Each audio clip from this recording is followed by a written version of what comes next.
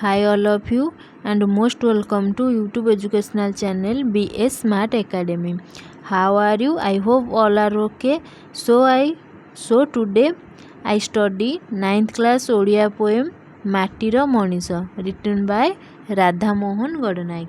ଆଜି ଆମେମାନେ କ'ଣ କରିବା ନବମ ଶ୍ରେଣୀର ମାଟିର ମଣିଷ କବିତାଟିକୁ ଆଜି ଆମେ ପଢ଼ିବା। ମାଟିର ମଣିଷ କବିତାଟିକୁ କିଏ ଲେଖିଛନ୍ତି? ଏହାର କବି କିଏ? ରାଧାମୋହନ ଗଡ଼ନାୟକ। ରାଧାମୋହନ ଗଡ଼ନାୟକ ମାଟିର ମଣିଷକୁ କ'ଣ କହିଛନ୍ତି, ଏହି କବିତାଟିରେ କ'ଣ ଆହ୍ୱାନ ଦେଇଛନ୍ତି, ଆମେ ତାହା ଆଜି ଏହି କବିତାଟିକୁ ପଢ଼ିବା ଏବଂ ଜାଣିବା ଯେ କବି ଏହି ମାଟିର ମଣିଷ କବିତାଟିରେ ଆମମାନଙ୍କୁ କ'ଣ କହୁଅଛନ୍ତି, ଏହି ମଣିଷ ଜାତିକୁ ସେ ଆଜି କ'ଣ ବୁଝାଇ ଅଛନ୍ତି। ଆମେମାନେ ପ୍ରତ୍ୟେକ କବିତାକୁ ପଢ଼ିବା ପୂର୍ବରୁ ସେହି କବିତାକୁ ଲେଖିଥିବା କବିଙ୍କ ସମ୍ପର୍କରେ ଜାଣିବା ଉଚିତ। ରାଧାମୋହନ ଗଡ଼ନାୟକ। କବି ରାଧାମୋହନ ଗଡ଼ନାୟକ 1911 ମସିହାରେ ଅନୁଗୁଳ ଜିଲ୍ଲାର କଲଣ୍ଡାପାଳ ଗ୍ରାମରେ ଜନ୍ମଗ୍ରହଣ କରିଥିଲେ। 2000 ମସିହାରେ ସେ ଇହଲୀଳା ସମ୍ବରଣ କରିଥିଲେ। ଉତ୍କଳୀୟ ସଂସ୍କୃତି, ଐତିହ୍ୟ ଓ ସର୍ବୋପରି ମଣିଷ ପ୍ରତି ରହିଥିବା ନିଃସର୍ତ୍ତ ଭଲ ପାଇବା ପଣ ସମସାମୟିକ କବିମାନଙ୍କଠାରୁ ତାଙ୍କୁ ସ୍ୱତନ୍ତ୍ର କରି ଚିହ୍ନାଇ ଦେଇଥାଏ। ଆଧୁନିକ ଓଡ଼ିଆ ସାହିତ୍ୟ ଜଗତରେ ଛନ୍ଦକବି ରାଧାମୋହନ ଗଡ଼ନାୟକ ଜଣେ କୃତିବିଦ୍ୟା ସାରସ୍ୱତ ସାଧକ। ତାଙ୍କ ସୃଷ୍ଟିରେ ଭରି ରହିଛି ମାନବିକତା ବୋଧ, ଜାତୀୟତାବାଦୀ ଚିନ୍ତାଧାରା, ଉତ୍କଳିକା, କୈଶୋରିକା, ଦୀପଶିଖା, କାବ୍ୟନାୟିକା, ଶାମୁକାର ସ୍ୱପ୍ନ, ସୂର୍ଯ୍ୟ ଓ ଅନ୍ଧକାର ଓ ମୌସୁମୀ ଆଦି ତାଙ୍କର ଉଲ୍ଲେଖନୀୟ ସାରସ୍ୱତ କୃତି। ମାଟିର ମଣିଷ କବିଙ୍କ କାବ୍ୟନାୟିକା କବିତା ସଂକଳନରୁ ଗୃହୀତ। ଏହି ମାଟିର ମଣିଷ କବିତାଟି କାବ୍ୟନାୟିକା କବିତା ସଂକଳନରୁ ଆସିଅଛି। ଏହି କବିତାଟିରେ କବି ଯନ୍ତ୍ର ସଭ୍ୟତାମୁଖୀ ହୋଇଥିବା ମଣିଷକୁ କିପରି ଭାବରେ ପୁନର୍ବାର ମାଟି ମନସ୍କ ବା ମାଟିର ମଣିଷ ହେବା ପାଇଁ ଆହ୍ୱାନ କରିଛନ୍ତି ତାହା ଆମେ ପଢ଼ିବା। ବିଜ୍ଞାନର ଗୁରୁତ୍ୱପୂର୍ଣ୍ଣ ଅବଦାନ ମଣିଷକୁ ଆଜି ବସ୍ତୁ ସର୍ବସ୍ୱ କରିଦେଇଅଛି। ଆମମାନଙ୍କ ଦୈନନ୍ଦିନ ଜୀବନରେ ବିଜ୍ଞାନର ଗୁରୁତ୍ୱପୂର୍ଣ୍ଣ ଅବଦାନ ନିହାତି ଆବଶ୍ୟକ। ତ ମଣିଷ କିପରି ଭାବରେ ଲୋଭଗ୍ରସ୍ତ ହୋଇ ସେହି ବିଜ୍ଞାନକୁ ଆଜି ଆଦରି ନେଇଛି ଏବଂ ଏହି ମାଟି ମାଆକୁ ଭୁଲି ଯାଇଛି, ତାହା ଆଜି ଆମେ ଏହି କବିତାଟିରେ ପଢ଼ିବା। ଓଡ଼ିଆ କାବ୍ୟ ଜଗତରେ ଛନ୍ଦ ସମ୍ରାଟ ଗାଥା କବିତାର ଅପୂର୍ବ ବିନ୍ଧାଣୀ ହେଉଛନ୍ତି କିଏ? ରାଧାମୋହନ ଗଡ଼ନାୟକ। ନିଜର ଅନନ୍ୟ ସାରସ୍ୱତ ସୃଷ୍ଟି ସମ୍ଭାର ମାଧ୍ୟମରେ ଓଡ଼ିଆ ପାଠକମାନଙ୍କ ମଧ୍ୟରେ ଆଜି ସେ କ'ଣ କରିଛନ୍ତି? ଏକ ସ୍ୱତନ୍ତ୍ର ଆସନ ଦାବି କରିଛନ୍ତି ଏବଂ ଉତ୍କଳୀୟ ସଂସ୍କୃତି, ଐତିହ୍ୟ ଓ ମାନବିକ ମୂଲ୍ୟବୋଧ ତାଙ୍କ କବିତାରେ ଅନ୍ତଃସ୍ୱର। ତାଙ୍କର ଅନବଦ୍ୟ ସାରସ୍ୱତ କୃତି ମଧ୍ୟରେ ଆମେମାନେ କ'ଣ ସବୁ ଜାଣିଲେ? ଉତ୍କଳିକା, କୈଶୋରିକା, ଦୀପଶିଖା, ଶାମୁକାର ସ୍ୱପ୍ନ, ସୂର୍ଯ୍ୟ ଓ ଅନ୍ଧକାର। ସେ ସୂର୍ଯ୍ୟ ଓ ଅନ୍ଧକାର କବିତା ସଂକଳନ ପାଇଁ ସେ ମଧ୍ୟ କ'ଣ ପାଇଥିଲେ? କେନ୍ଦ୍ର ସାହିତ୍ୟ ଏକାଡେମୀ ପୁରସ୍କାର ମଧ୍ୟ ସେ ପାଇଛନ୍ତି। ଜଣେ ସଫଳ ଅନୁବାଦକ ରୂପେ ତାଙ୍କର ସୁଖ୍ୟାତି ରହିଛି। ଆମେମାନେ କବି ରାଧାମୋହନ ଗଡ଼ନାୟକଙ୍କ ସମ୍ପର୍କରେ ଜାଣିଲେ। ଏବେ ଆମେ କବିତାଟିକୁ ଅଧ୍ୟୟନ କରିବା। ଯନ୍ତ୍ର ତତେ କି ମନ୍ତ୍ର ଦେଉଛି ମାଟିର ମଣିଷ ଆରେ, ମୁଗ୍ଧ ତୋହର ଚିତ୍ତ ଗହନେ ଚିନ୍ତି ପାରୁନୁ ବାରେ। ମଥା ତୋଳି ସେହି ଯନ୍ତ୍ର ଯେ ସଦା ରୁଦ୍ର ଦାନବ ପରି, ଛିଡ଼ା ହୋଇଅଛି ଚାରି ପାଶେ ତାର ଲୁହାର ଫୌଜ ଧରି। ଯନ୍ତ୍ର ତତେ କି ମନ୍ତ୍ର ଦେଉଛି। ଯନ୍ତ୍ର ଆଜି କାହାକୁ ମନ୍ତ୍ର ଦେଉଅଛି? ଏହି ମାଟିର ମଣିଷକୁ। ଆରେ ହେ ମାଟିର ମଣିଷ, ତତେ ଆଜି କ'ଣ କହୁଅଛି? ନା ଯନ୍ତ୍ର ମନ୍ତ୍ର ଦେଉଅଛି। ମୁଗ୍ଧ ତୋହର ଚିତ୍ତ ଗହନେ ଚିନ୍ତି ପାରୁନୁ ବାରେ। ମୁଗ୍ଧ ତୋହର, ଚିତ୍ତ ଅର୍ଥ ହୃଦୟ। ଏହି ହୃଦୟ ତୋର ଆଜି କ'ଣ ହୋଇଯାଇଛି? ମୁଗ୍ଧ ହୋଇଯାଇଛି, ଆନନ୍ଦିତ ହେଇ ପଡ଼ୁଅଛି। ଚିନ୍ତି ପାରୁନୁ ବାରେ, ତୁ ତାହା ଚିନ୍ତା କରିପାରୁନୁ ମଧ୍ୟ ଥରେ। ମୁଗ୍ଧ ତୋହର ଚିତ୍ତ ଗହନେ ଚିନ୍ତି ପାରୁନୁ ବାରେ। ମଥା ତୋଳି ସେହି ଯନ୍ତ୍ର ଯେ ସଦା ରୁଦ୍ର ଦାନବ ପରି, ଛିଡ଼ା ହୋଇଅଛି ଚାରି ପାଶେ ତାର ଲୁହାର ଫୌଜ ଧରି। ଯନ୍ତ୍ର ତତେ କି ମନ୍ତ୍ର देउछि। एही जंत्र काहाकू मंत्र देउछि ना एही माटीर मनीषकू मंत्र देउछि। मुग्ध तोहर चित्त गहने चिंती पारुनु बारे। मुग्ध तोहर तोर एही चित्त, चित्त अर्थ हृदय, तोहर एही चित्त आज कौन होइछि मुग्ध होई जाउछि। कौन पाई ना तते से जो जंत्र जो मंत्र देइछि तोर सेही मंत्र रे तोर आज हृदय चित्त कौन होइछि मुग्ध होई जाइछि। जहा द्वारा कि तू आज कौन करि पारुनु थरे मात्र भी तू आज चिंता करि पारुनाहु। मथा तोली सेई जंत्र जे सदा रुद्र दानव परी। मथा तोली सेई जंत्र सेई जंत्र कौन करिछि तोर मथा को संपूर्ण रूपे आज तोली नहीं जाइछि। तार काबू करी नेछि, ताकू दखल करी देछि तोर आज मथा को। सदा रुद्र दानव परी जेपरी भाबरे रुद्र अर्थ शिवंकर एक रूप बा शिवंकर एक प्रकारर अवतार जहाँकि रुद्र कुहा जाई थाए। रुद्र अवतार बा रुद्र रूप से धारण कले कौन तांडव नृत्य करि थांती। ठीक सेहीपरि भाबरे से कौन करिछि ना रुद्र दानव परी। तू आज कौन करिछि जंत्र तते आज रुद्र दानव परी करि देइछि। जहाँकि छिड़ा होइछि चारि पासे तार लुहार फौज धरी। एवं छिड़ा होइछि चारि पासे लुहार फौज। लुहार फौज अर्थ कलकारखाना निर्मित होउथिबा लुहार जंत्र सबू। से कौन करिछि ना जंत्र सभ्यतार चाकचक्य आज कौन होइछि ना एही मनीष आज निजकू निजर माटी माँ को भूली जाई अछि। एवं कौन करिछि ना तार हृदय आज मुग्ध हो जाइछि। जहाँकि से चिंता करि पारुनै एही माटीर माँ कथा। एवं मथा को तोली एवं ताहाकू आज तार मथा को से कौन करि नेछि सेही जंत्र तार मथा को आज तोली नहीं जाइछि। एवं जे सदा रुद्र दानव परी, रुद्र दानव परी से आज एही माटीर मनीष को किणी नहीं जाइछि। छिड़ा होइछि चारि पासे तार लुहार फौज धरी। जेपरि भाबरे गोटे गृहर चतुर्पार्श्वरे प्राचीर रही थाए, ठीक सेहीपरि भाबरे आज एही विज्ञान जगतरे मनीषर चारि पाखरे प्राचीर समान किए रही लुहार फौज बा आम चारि चतुर्पार्श्वरे कलकारखाना सदृश लुहार फौज कौन होइछि ना छिड़ा होइछि। लुहार फौज अर्थ कलकारखाना निर्मित हेउथिबा लुहार जंत्र सबू। तो एही ठारे आमे कौन जानिले ना जंत्र तते की मंत्र देउछि। जंत्र आज काहाकू मंत्र देउछि ना ही माटीर मनीष को मंत्र देउछि। एवं सेही मंत्र द्वारा मनीषर हृदय, चित्त अर्थ हृदय आज मुग्ध हो जाइछि बा आनंदित होई पड़ुछि। जहा कि से एही माटी माँ कथा मध्य तिले हेले से चिंता करि पारु नाही, थरे मात्र मध्य से चिंता करि पारु नाही। मथा तोली सेई जंत्र जे सदा तार आज मथा को से तोली नहीं जाइछि सेही जंत्र। जहाँकि रुद्र दानव साजी से कौन करिछि ना सेही मनुष्य को तार काबू करि नेछि बा तार दखल करि नहीं जाइछि। छिड़ा होइछि एवं सेही मनुष्यर चतुर्पार्श्वरे लुहार फौज परि आज से ठिया होइछि। एही ठारे आमे किछि गुडे क्वेश्चन आमे मध्य निजको प्रश्न करि परिबा। माटीर मनीषर चित्त को किए आज हरण कर नहीं अछि ना जंत्र। एवं जंत्र एही ठारे काहाकू मंत्र देउछि माटीर मनीष को। माटीर मनीष कविताटीर कवि किए ना कवि राधामोहन गडनायक। एवं माटीर मनीषर चतुर्पार्श्वरे किए ठिया होइछि लुहार फौज ठिया होइछि। एवं से केउ रूप धारण करिछि सेही जंत्र केउ रूप धारण करिछि रुद्र दानव परी से रूप धारण करिछि। परपद कौन रही गर्जी उठुछि थरे थरे पुणी भीम भैरव रबे निश्वास धूम उच्छ्वास तार छाड़ई मौन नभे देखि पारुनु कि तुरे चिन्हि पारुनु बन्ही शिखा जे जलुछि ताहार मूले। गर्जी उठुछि थरे थरे पुणी भीम भैरव रबे।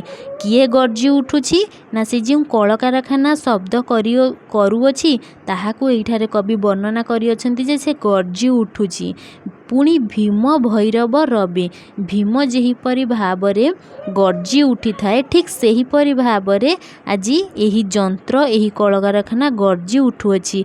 निश्वास धूम उच्छ्वास तार छाड़ई मौन नभे।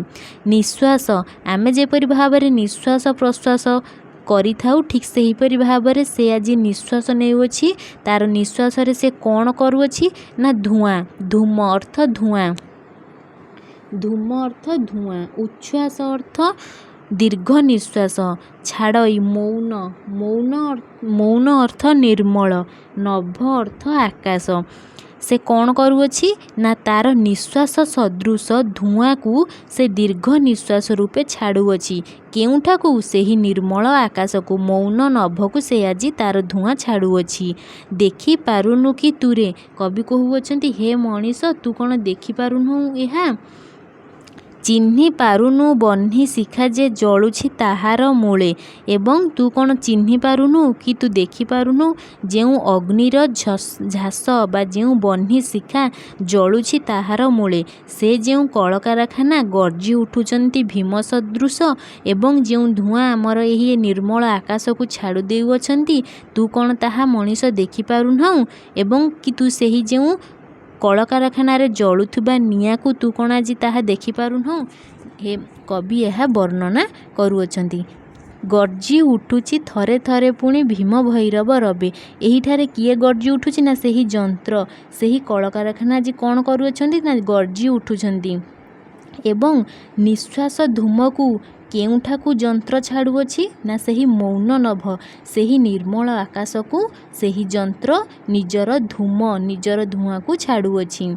एवं बन्ही शिखा काहार मूलरे जलुअछि सेही जंत्रर मूलरे बन्ही शिखा जली उठुअछि।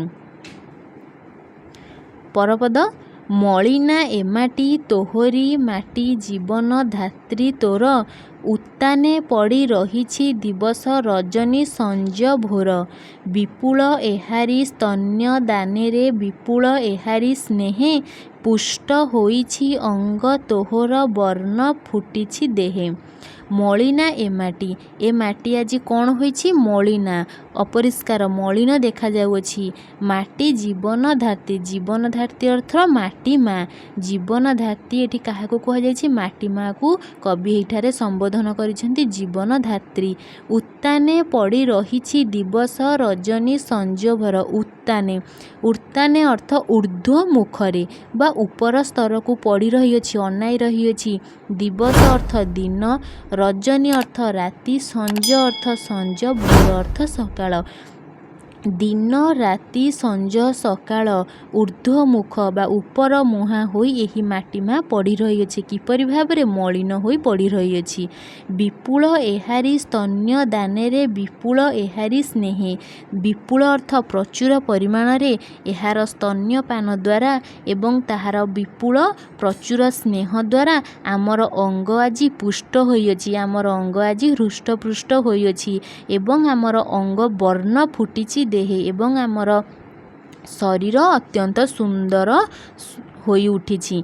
काहा द्वारा ना एही माटी मार स्तन्यदान एवं विपुल स्नेह द्वारा। विपुल स्तन्यदान द्वारा एवं विपुल स्नेह द्वारा आमर आज एई अंग हृष्टपुष्ट एवं सुंदर होई फुटी रहिअछि। कवि एठारे कौन कहुअछंती ना एहिठारे जीवन धात्री बोली कवि काहाकू संबोधन करिसेंती माटी माँ को। एवं किए उत्ताने पड़ी रहिछि किए दिवस रजनी संज भोर।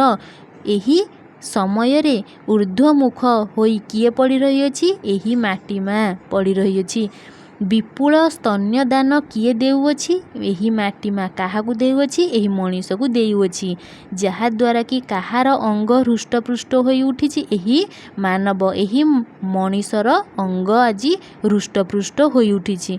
कवि एठारे कहुअछंती मलिना एमाटी तोहरी माटी जीवन धात्री तोर।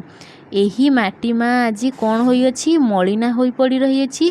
एवं एहिठारे कवि कौन कहुअछंती जीवन धात्री। जीवन धात्री एहिठारे माटी माँ को कहा जाइछि कारण से आमर जीवन को धारण करिअछि ता बिना आमे रहिबा असंभव।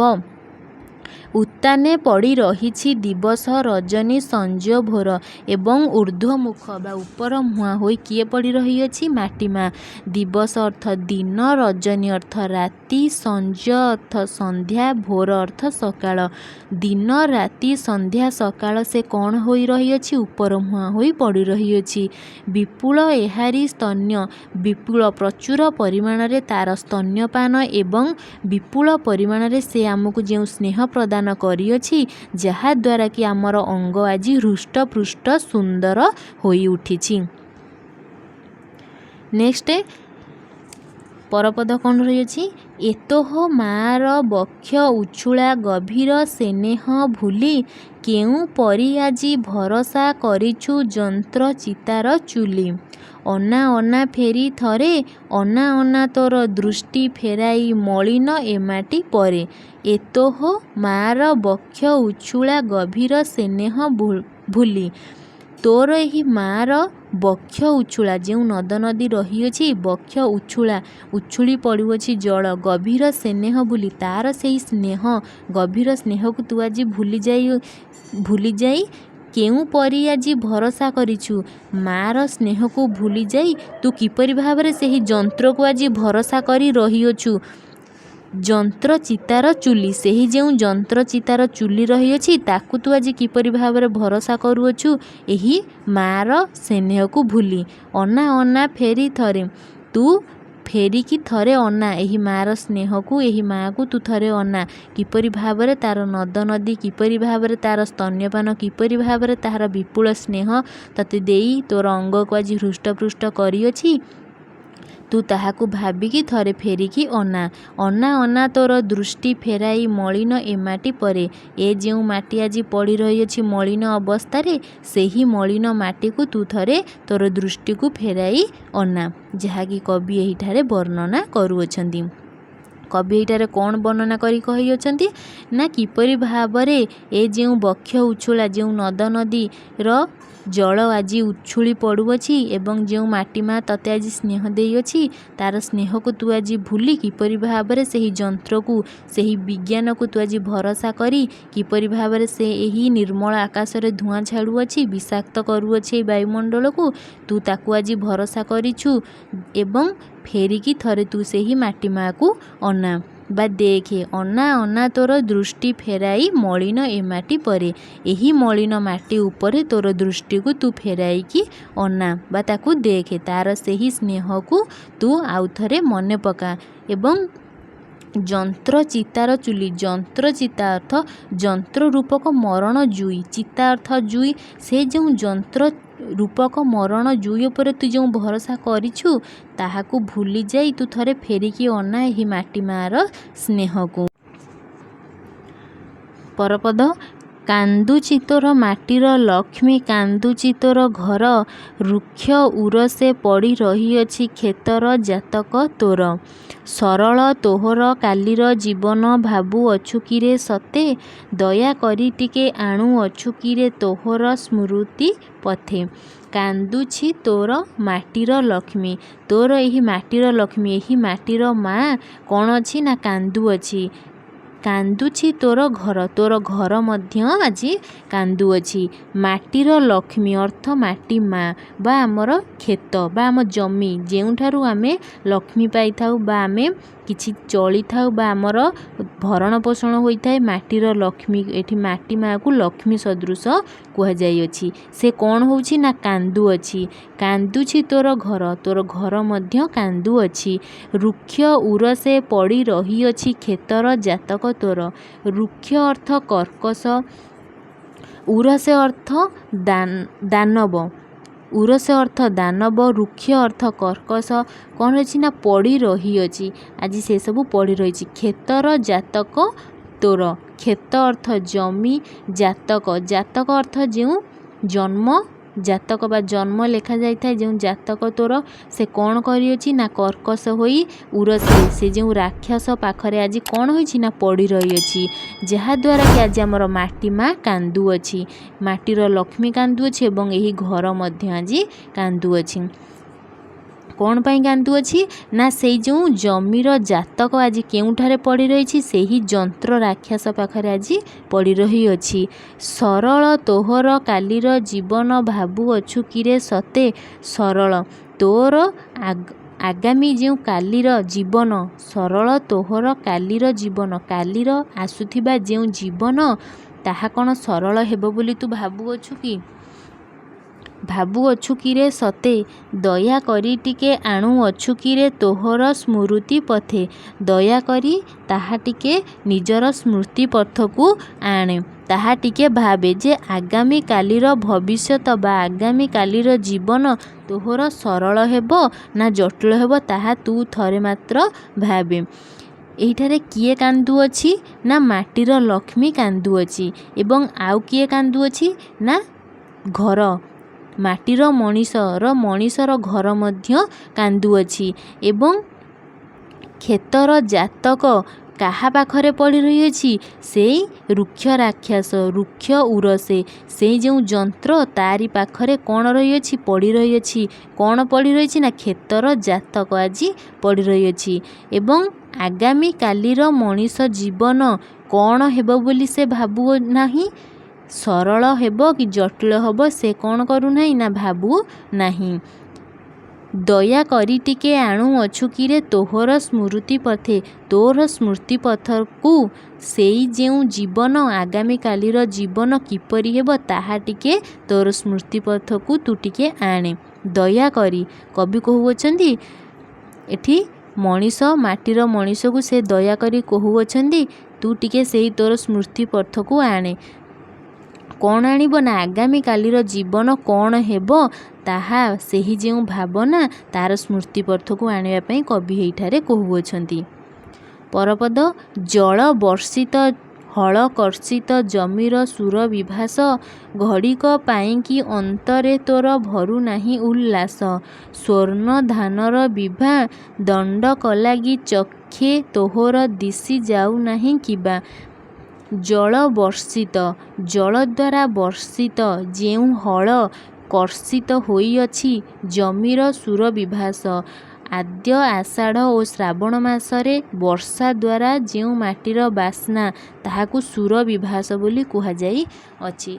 जल वर्षित आषाढ़ श्रावण हेले जो जलर वर्षा एवं जो हल होइथाए हल कर्षित ताहा जल द्वारा वर्णित होइथाए जल द्वारा से प्लावित होइथाए। घड़िक पाइकी अंतरे तोर भरू नाही उल्लास से जो दृश्य घड़िक पाई कौन तो मनरे तो अंतरे उल्लास भरू नाही एवं स्वर्ण धानर विभा जेउ स्वर्ण धान जेउ सुना सम धान जमीरे हेबो उभा हेबो बा विभा अर्थ सौंदर्य दीप्ति कांति रे जेउ स्वर्ण कौन हेबो धान जो स्वर्णर धान से जो जमीरे भरी उठिबो ताहा घड़िक पाई तू थरे चिंता करूनाहु से जो आनंद तो अंतରରେ घड़िक पाई मध्य आसुनाही। दंडक लागी चक्षे तोहर दिशी जाऊ नाही किबा से जो क्षणके पाई दंडक अर्थ क्षणके पाई तोर चक्षुरे सेई दृश्य से जो दृश्य तो चक्षुरे टिके भी देखा जाऊ नहीं दिशी जाऊ नहीं किबा कौन पाई बा देखा जाऊ नहीं तार चक्षुरे मनीषर चक्षुरे कौन देखा हेबो ना स्वर्ण धानर सौंदर्य ताहा मनीष चक्षुरे क्षणके पाई मध्य देखा जाऊ नहीं कवि एठारे वर्णना करियछंती। एही पदरे आमे कौन बुझिले ना जल वर्षित हल कर्षित साधारण भावे जल द्वारा वर्षा हेले आद्य आषाढ़ और श्रावण मासरे जो प्रचुर परिमाण रे वर्षा ताहा द्वारा हल करिथांती चाषी साधारणतः भावे हल करिथाए से जो हल कर्षित एवं जमीर जो बास्ना माटीर जो बास्ना घड़िक पाई मध्य तार अंतରରେ आनंद आसी भरू नाही एही माटीर मनीष आज भरू नाही कौन पाई ना से आज से जंत्र पछरे ବା ସେଇ ଯନ୍ତ୍ରର ମନ୍ତ୍ରରେ ସେ ଆଜି ପାଗଳ ହୋଇଯାଇଅଛି ଏବଂ ସେ ବିଜ୍ଞାନର କାରୁକାର୍ଯ୍ୟରେ ସେ ଆଜି ବିମୋହିତ ହୋଇପଡ଼ିଛି, ଯାହାକି ମାଟି ମାଆକୁ ଆଜି ଭୁଲି ଯାଉଅଛି। ପ୍ରକୃତିର ସୌନ୍ଦର୍ଯ୍ୟକୁ ସେ ଆଜି ନଷ୍ଟ କରି ଦେଉଅଛି। କାହା ପାଇଁ? ସେହି ଯନ୍ତ୍ରର ମନ୍ତ୍ରରେ ସେ ଆଜି କ'ଣ ହୋଇଅଛି? ମନ୍ତ୍ରିତ ହୋଇଯାଇଅଛି। ଏବଂ ସ୍ୱର୍ଣ୍ଣ ଧାନର ବିବାହ ଏବଂ ଜମିରେ ଯେଉଁ ସ୍ୱର୍ଣ୍ଣ ଧାନ ଆଜି ସୌନ୍ଦର୍ଯ୍ୟମୟ ହେବ, ତାହା ମଧ୍ୟ ଦଣ୍ଡକେ ପାଇଁ କ୍ଷଣକେ ପାଇଁ ମଧ୍ୟ ତାର ଚକ୍ଷୁରେ ଆଜି ଦେଖାଯାଉ ନାହିଁ। ଦିଗନ୍ତ ଭରା ପକ୍ୱ ଧାନର ମନ ମତାଣିଆ ଗନ୍ଧ, ହୃଦୟେ ତୋହର ପରାଣେ ତୋହର ଜଗାଉ ନାହିଁ କି ସ୍ପନ୍ଦ। ଆଖୁ କିଆରୀର ଛାଇ ତଳେ ବସି କୈଶୋର ଖେଳ ହସ, ପୌଷ ମାସର ଅମିୟ ସମାନ ମଧୁର ଦୋରୁଅ ରସ। ଦିଗନ୍ତ ଭରା, ଦିଗନ୍ତ ବ୍ୟାପୀ, ପକ୍ୱ ଧାନର ମନ ମତାଣିଆ ଗନ୍ଧ। ପକ୍ୱ ଅର୍ଥ ପାଚିଲା ଧାନ, ମନ ମତାଣିଆ ଗନ୍ଧ, ମନ ମତାଣିଆ ମନ ମୁତାବକ ଯେଉଁ ବାସ୍ନା ବା ଯେଉଁ ଗନ୍ଧ। ହୃଦୟ ତୋହର ପରାଣେ ତୋହର ଜଗାଉ ନାହିଁ କି ସ୍ପନ୍ଦ। ହୃଦୟରେ ତୋହର, ହେ ମଣିଷ, ହୃଦୟରେ ତୋହର, ପରାଣେ ତୋହର, ତୋର ପ୍ରାଣରେ ଟିକେ କ'ଣ ଜାଗ୍ରତ ହେଉନାହିଁ? ସେ ଯେଉଁ ବାସ୍ନାର ଅନୁଭବ ତୋ ମନରେ ଟିକେ ବି ଜାଗ୍ରତ ହେଉଠୁନାହିଁ? ଦିଗନ୍ତ ଭରା, ସାଧାରଣତଃ ଆମେ ଜମିଗୁଡ଼ିକୁ ଦେଖିଲେ ଲାଗେ ସତେକି ତାହାର ଅନ୍ତ ନାହିଁ, ସେ ଦିଗନ୍ତ ବ୍ୟାପୀ ରହିଅଛି। ତ ତେଣୁ ବର୍ଣ୍ଣନା କରିଛନ୍ତି କବି ସେହି ଦୃଶ୍ୟକୁ ଯେ ଦିଗନ୍ତ ଭରା, ସେ ଦିଗନ୍ତ ବ୍ୟାପୀ ପକ୍ୱ ଧାନ, ସେ ଯେଉଁ ପାଚିଲା ଧାନ ରହିଅଛି ଏବଂ ମନ ମତାଣିଆ ଗନ୍ଧ, ତାର ଯେଉଁ ବାସ୍ନା, ମନ ମୁତାବକ ଯେଉଁ ତାର ବାସ୍ନା ରହିଅଛି, ଏହି ମାଟିର ମଣିଷ ହୃଦୟରେ ତାର ପ୍ରାଣରେ ଟିକେ ମଧ୍ୟ ଜାଗ୍ରତ ହେଉନାହିଁ।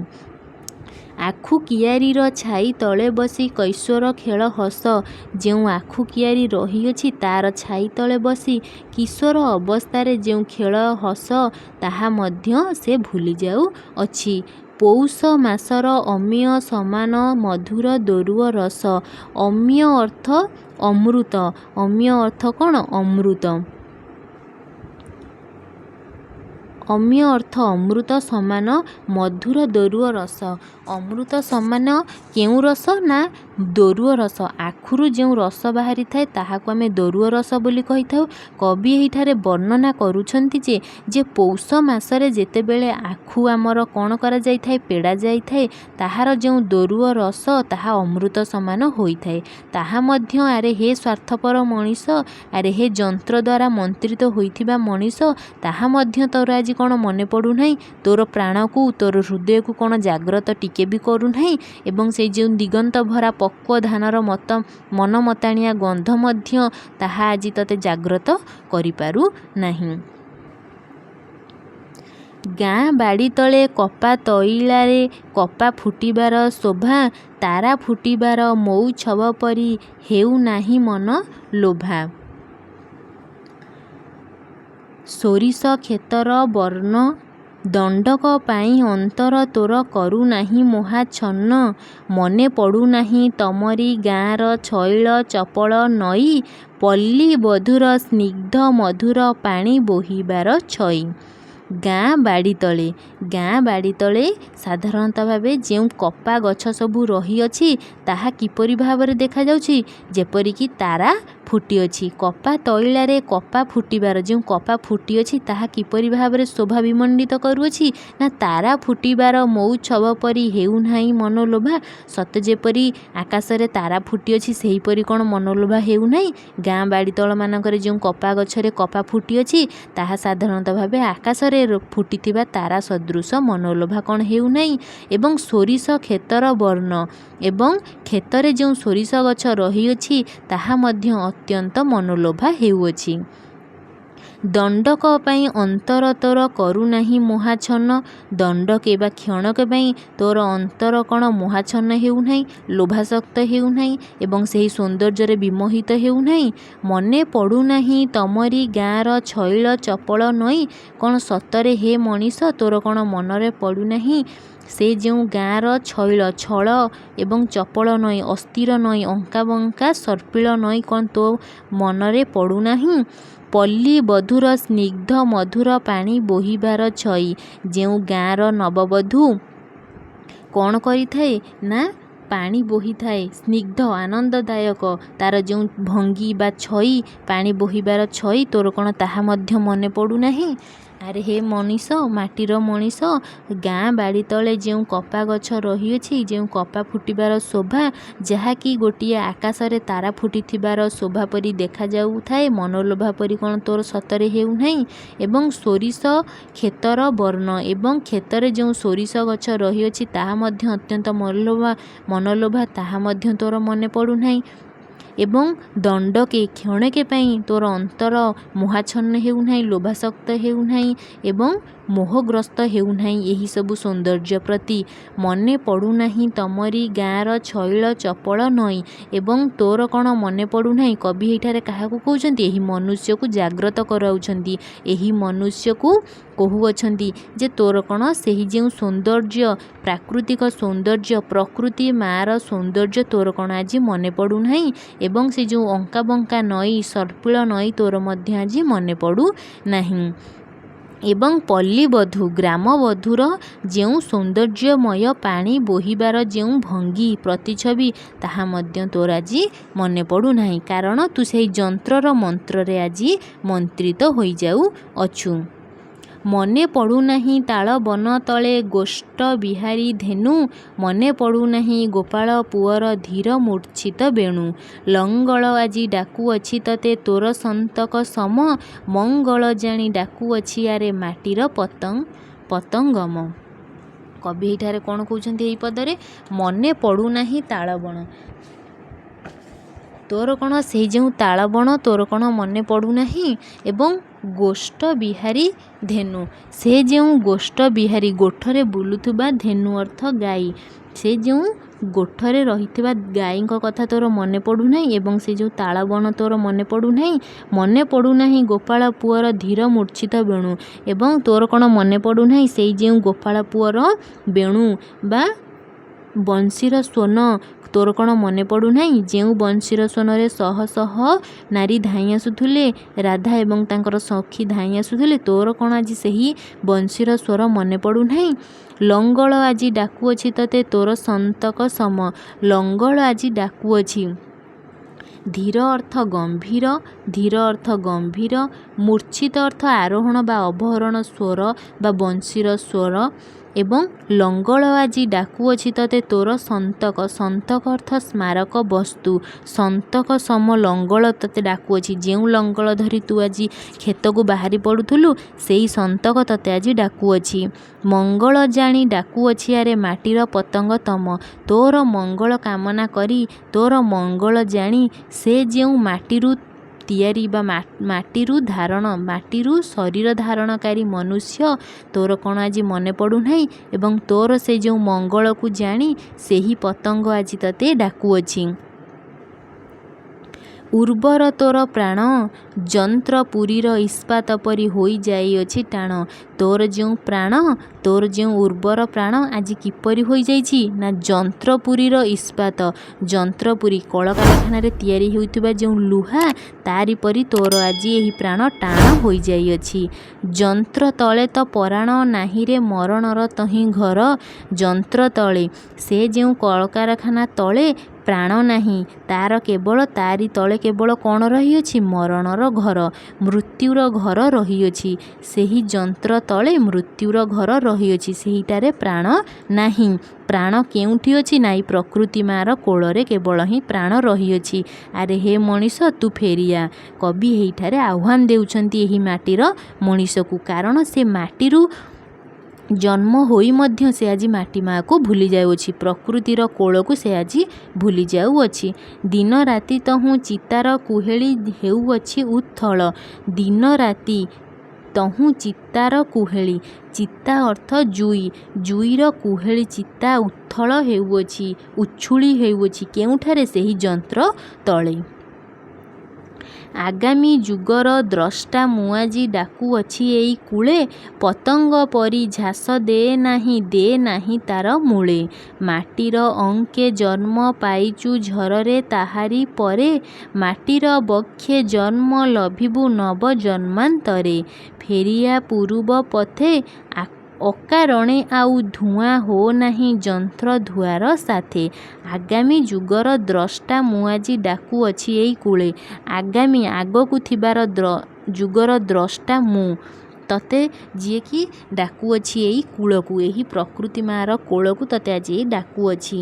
ପତଙ୍ଗ ପରି ଝାସ ଦେ ନାହିଁ, ତୁ ସେହି ପତଙ୍ଗ ପରି ଅଗ୍ନିରେ ଝାସ ଦେ ନାହିଁ ତାର ମୂଳେ, ସେହି ଯନ୍ତ୍ରର ମୂଳରେ ତୋର ଜୀବନକୁ ତୁ ଆଜି ସେଠି ସମର୍ପି ଦେ ନାହିଁ। ମାଟିର ଅଙ୍କେ, ଅଙ୍କେ ଅର୍ଥ କୋଳ, ଅଙ୍କ ଅର୍ଥ ଏକ ସଂଖ୍ୟା, ଅଙ୍କ ଅର୍ଥ କୋଳ, ସମାର୍ଥବୋଧକ ଏଠାରେ ଶବ୍ଦ ରହିଅଛି ଅଙ୍କ ଅଙ୍କ ଅର୍ଥ ସଂଖ୍ୟା, ଅଙ୍କ ଅର୍ଥ କୋଳ। ମାଟିର କୋଳ ଜନ୍ମ, ମାଟିର କୋଳରେ ତୁ ଆଜି ଜନ୍ମ ପାଇଛୁ। ଝରରେ ତାହାରି ପରେ ତାର ଝରରେ ଥିବା ଜଳ ଦ୍ୱାରା ତୋର ଆଜି ଜୀବନ ବଞ୍ଚିଛି। ମାଟିର ବକ୍ଷେ, ଏହି ମାଟିର ଶରୀରରେ ଜନ୍ମ ଲଭିବୁ ନବ ଜନ୍ମାନ୍ତରେ, ଏବଂ ତୁ ଜନ୍ମ ଜନ୍ମାନ୍ତରେ ଏହି ମାଟିର ମା କୋଳରେ ଜନ୍ମ ନେବୁ ଯଦି ତୁ ଫେରି ଆସିବୁ, ନହେଲେ ତୁ ଆଉ ଜନ୍ମ ପାଇବୁ ନାହିଁ। ସେହି ଯନ୍ତ୍ରର ତଳେ ତୁ ଝାସ ଦେବୁ। ଫେରିଆ ପୂର୍ବ ପଥେ, ତୁ କ'ଣ ଫେରିଆ ଆଜି ପୂର୍ବ ପଥରେ, ନୂଆ ପଥରେ ତୁ ଆଜି ଫେରିଆ। ଅକାରଣେ ଆଉ ଧୂଆଁ ହୋ ନାହିଁ, ଅକାରଣରେ କୌଣସି କାରଣ ନଥାଇ ତୁ ଆଜି ଧୂଆଁ ହୋଯା ନାହିଁ।